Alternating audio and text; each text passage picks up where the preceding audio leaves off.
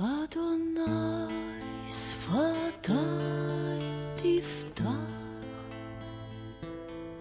ופי יגיד תהילתך אתה גדול אתה גדול והגילה בישועתך אתה גדול אתה גדול והגילה בישועתך אדוני שפתי תפתח ופי יספר. Voilà, on a fait pas mal de travaux, on a fait de la peinture, fait du grand nettoyage, peinture des meubles, on a démonté la vieille armoire, la cuisinière. Donc voici la cuisine de la maison de prière. Voilà, là la salle, à propos on dit de la maison de prière, elle est en gros désordre parce qu'on est en chantier depuis 2 jours, mais depuis une semaine. Voilà. Mais voilà, on va faire un grand nettoyage pour le burn de samedi soir. Ok. La grande salle qui n'a pas bougé, elle est toujours en gros désordre. Seule chose qu'on a fait là, je crois que si, on a monté l'estrade depuis la dernière fois, et puis on a nettoyé, on a enlevé des pierres. Voilà, les toilettes n'ont pas changé. Alors voilà la première chambre maintenant de la maison de prière. Et on espère que c'est la chambre qui va servir aussi pour les chambres de guérison, parce qu'on a vraiment envie de travailler. Donc on a tout repeint, on a tout refait. Donc cette chambre a une capacité d'accueil de 3 personnes.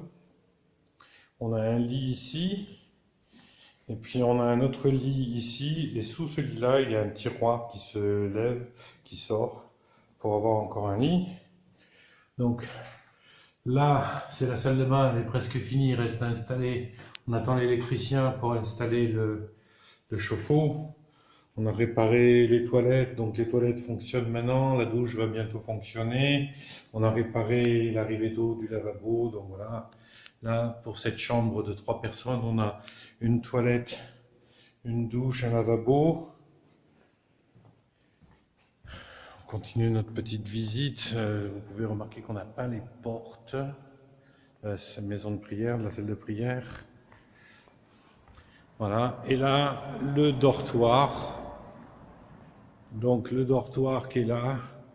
On a commandé les lits, des lits superposés, donc il y a 3 lits superposés et 6 matelas qui vont arriver demain ou après-demain. Et voilà, là on a terminé cette pièce dans une jolie couleur gris taupe, un peu mauvais, violet, je ne sais pas trop comment expliquer, mais bon, c'est très joli.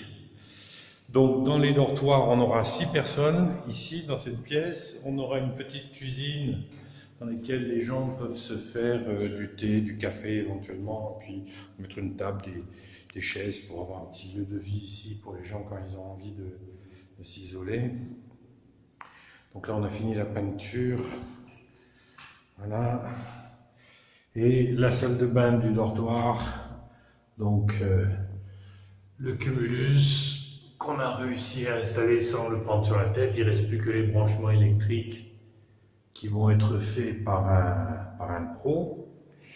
Et en nettoyant les WC, on a cassé le robinet qui permet de mettre en œuvre la chasse d'eau, le remplissage. Donc voilà.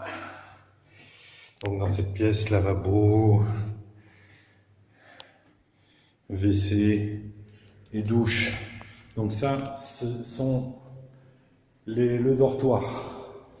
Voilà, 6 personnes, on va avoir un lit superposé ici et ici qui devrait arriver demain, donc un lit superposé dans cet angle-là, et puis ici une petite table, des chaises, et puis on a conservé en fin de compte le banc pour que les gens puissent mettre leurs valises et leurs sacs et avoir un peu d'espace pour poser leurs affaires.